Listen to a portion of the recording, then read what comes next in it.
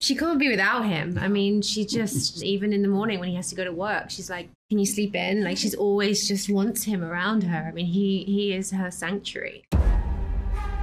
Everyone's forgotten who runs this valley.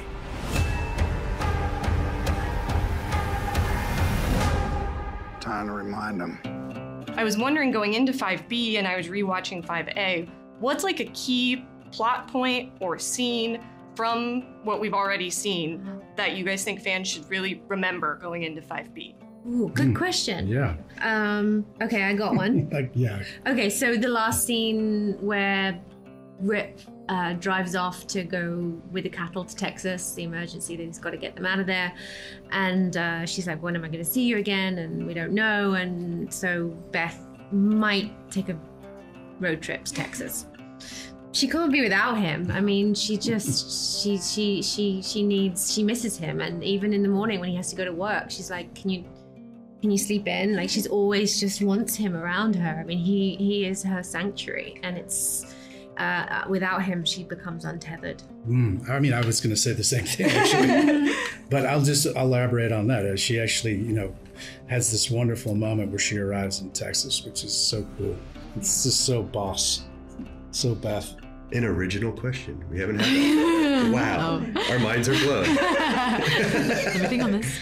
I really think, I think Casey's vision is really important. It holds up. Quest, yeah. Sort of that, choosing you or the ranch, and I would never do that whole line. And then, and basically pick up right where we left off in the end of season 5A. So we're talking about going and finding that East Camp house that's on the ranch, and that's where you meet us in 5B. Well, it does pick up pretty quick right after. So I can't think of one particular scene, but I think if you watch the season back and roll right into it, I think that's enough to keep you going. But I would watch the last season back to roll into it nicely. I think that's what's compelling about it is not, Taylor's very unpredictable about what you think you can expect and what actually happens. That's the fun of watching it. You know how Taylor has always played with time jumping, so we go back, we always do flashbacks. So there is a lot of flashbacks in this season. You must pay attention. Yeah, but it's flashbacks from very recent. So there is I think it's 3 months before, a month before, and sometimes it's just literally a day before. So it does take you a little bit to sort of, we haven't seen it, but I remember when we were filming it, it's like, well, how will the audience know where are we before or after? So this is something that's quite fun. This is a fun moment. Yeah. I mean, it opens up with a bang for sure. Old lions die in the jaws of younger lions, and you are the younger lion. This knife, where's my blood? This knife, where's mine? We were brothers down.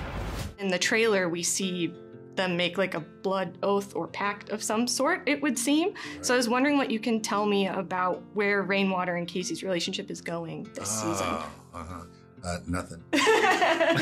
Well, when it comes to working with Luke, what's your favorite thing about getting to work more with him? I don't know. He's just a real genuine individual, and this is going into personal relationships versus our working relationships and everybody in the cast. I think that's what we're going to miss the most, is having this time and success on a show that, that's kind of seen a different point of the journey coming to an end. I love working with all of them, and it had been quite a few seasons since we really got to spend a lot of scenes together, or at least if I saw them as brief. And it's been nice reconnecting, and always nice to have scenes with Kelly. Always difficult for all the obvious reasons, but still a joy because she's great to work with and do the scenes with. Kelly, for me, I never really worked with Kelly. We'd had really quick moments with in scenes where everyone was there. Mm-hmm. But we got some days together this year, just the two of us. So that was cool. I'd never been around, I knew Kelly, but I'd never really been around Beth. So.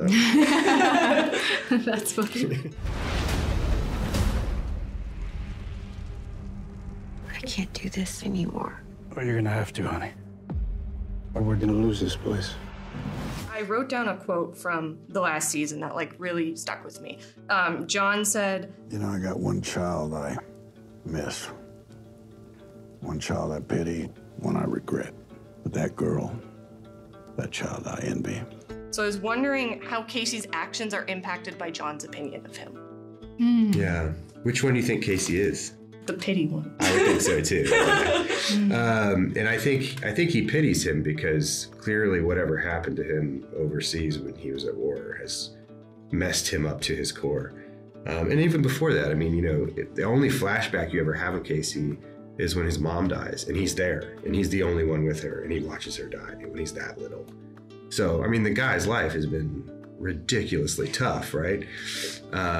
So yeah, I think he pities him just because he knows it's not his fault, but he's got a lot of demons. I think John's opinions of, in particular, Jamie, is it's a big motivator in his life, in the sense that he doesn't get any from John, and he's just desperately looking for it, and it's confusing for him because he's done everything asked of him, including change who he is as a fundamental human being, and so, you know, that fuels Jamie in every scene. I was going to ask about the differences of filming in Montana versus Texas, especially when you're filming the ranching scenes specifically. Yeah. There's a lot more snakes in Texas. We had a snake wrangler, and they found a bunch of them, all the big rattlesnakes, and the tarantulas. Like, I'm from South London. Like, the most scary thing in England is a stinging nettle. It's hot as hell there too. It's so hot. I'm in all black beaver, black shirt, black chaps. I mean, we were 110.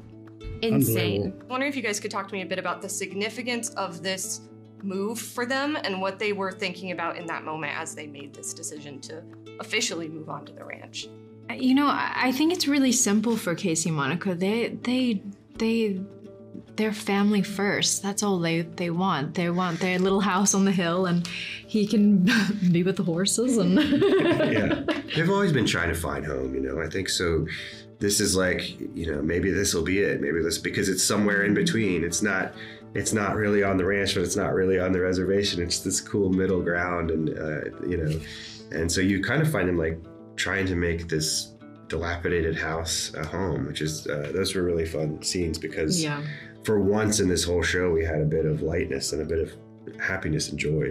When you found out that what happened between them, how did you react? But also, how has it impacted how you see Jamie throughout the whole show? It's tough because, it was, you know, disturbing to find out how it went down, and you know, Jamie consciously deciding that was her fate, and deciding for her was shocking to me too. Even though I knew something terrible had happened, that's something I can't even fathom. And what it has forced me to do in exploring Jamie as a whole is understanding that, you know, I think it was only hitting him later in life what that impact that really had, and that he didn't think about it, and the